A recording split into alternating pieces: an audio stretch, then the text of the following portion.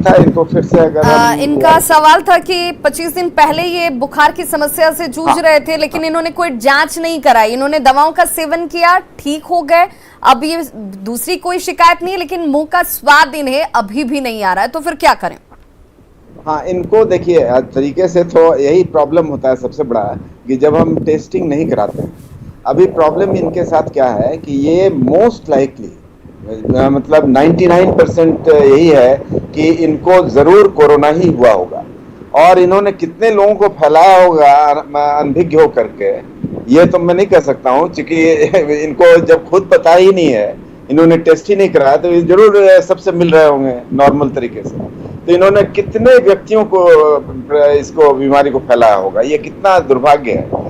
तो एक तो ये हुआ। दूसरा है कि अगर कोविड हुआ भी तो अब इनको चिंता करने की आवश्यकता नहीं है, क्योंकि कोविड जो है 14 से 17 रोज मैक्सिमम वो आइसोलेशन रखने की आवश्यकता होती है। उसके बाद आप विचर सकते हैं समाज में, जैसे नॉर्मल व्यक्ति विचरता है। डॉक्टर साहब, मुंह का स्वाद नहीं आ रहा है, ये परेशानी है, उसे कैसे वापस लाया जाए? मैं बता रहा हूँ, कुछ सिम्टम्स जो हैं कोविड के, वो जब नर्व एंडिंग में वो वायरस जो मिल जाता है, खास करके जो स्वाद वाले में या स्मेल वाले में, तो वो कभी कभी अटैच्ड रहता है न्यूरॉन से, और वो कभी कभी 2 से 3 महीना लग सकता है वापस आने में। तो इसका ये मतलब नहीं हुआ कि कोविड अभी आप में एक्टिव है। आपका कोविड बिल्कुल ठीक हो गया है, लेकिन स्वाद आने में या महक आने में अगर आपको देर हो रही है, तो इससे आप बिल्कुल चिंता न करें कि आपको ये बीमारी अभी तक बरकरार है, क्योंकि बीमारी का ये अवशेष है जो धीरे धीरे अपने आप चला जाएगा। बिल्कुल, तो आपको कुछ वक्त के बाद ये अपने आप ही चला जाएगा और आपको स्वाद भी आने लगेंगे, लेकिन एक जिम्मेदार नागरिक की भूमिका आप सभी को निभानी चाहिए। लक्षण है, बुखार के सिम्टम्स थे, तो आपको जांच जरूर करानी चाहिए, आपके खुद के लिए भी और आपके परिवार के दूसरे सदस्यों के लिए भी और समाज के लोगों के लिए भी, जो लापरवाही दूसरों के लिए भारी पड़ सकती है। हमारे साथ कॉलर जुड़ के हैं रजनीश बक्सर से। रजनीश, आप अपना सवाल पूछिए। हाँ मैम, मेरा TSH 9.3 तक है जी, और पत्नी को भी अस्थमा है, तो इस कंडीशन में क्या हम लोग इंजेक्शन ले सकते हैं, वैक्सीन? डॉक्टर शुभम कुमारी, क्या सजेस्ट करेंगे आप इन्हें?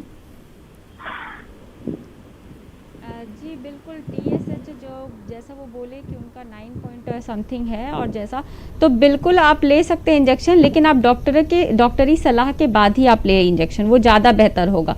क्योंकि कई बार क्या होता है कि इंजेक्शन लेने के बाद भी आपकी कहीं ना कहीं इम्यूनिटी वीक हो जाती है, तो इस चीज़ का आपको खासा ख्याल रखने की ज़रूरत है, और आप अपने डॉक्टर से सलाह लेने के बाद ही इस इंजेक्शन का प्रयोग करें। और जैसा कि इसके बारे में विस्तृत रूप से नीरव सर ही बताएंगे, क्योंकि वो उस फील्ड से ज़्यादा रिलेटेड है। तो डॉक्टर नीरव कुमार, आप इन्हें सजेस्ट कीजिए कि इन्हें क्या करना चाहिए इस वक्त।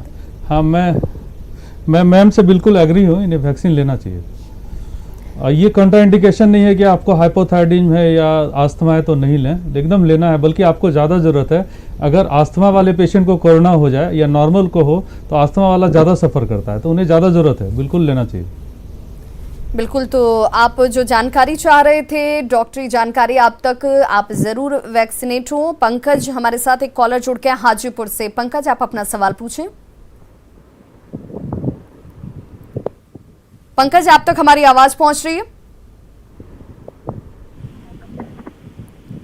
हेलो पंकज, आप तक आवाज पहुंच रही है? हाँ जी, पहुंच रही है। आप अपना सवाल पूछिए। हाँ हेलो, आप अपना सवाल पूछें। हाँ जी डॉक्टर साहब, हम ये जानना चाहते हैं कि हम पॉजिटिव थे जी, आपसे 28 दिन पहले, इधर हम फिर जांच कराए, फिर भी मेरा पॉजिटिव है, लेकिन कोई ऐसा सिम्टम नहीं दिख रहा है कि हमारी कमजोरी नहीं है, सब चीज ठीक है। आपको जब आप पॉजिटिव हुए थे, आपने जांच कराई थी, पॉजिटिव हाँ, आया? RT-PCR जांच कराया तो पॉजिटिव है। उसके बाद भी आपने दोबारा जांच कराई अभी?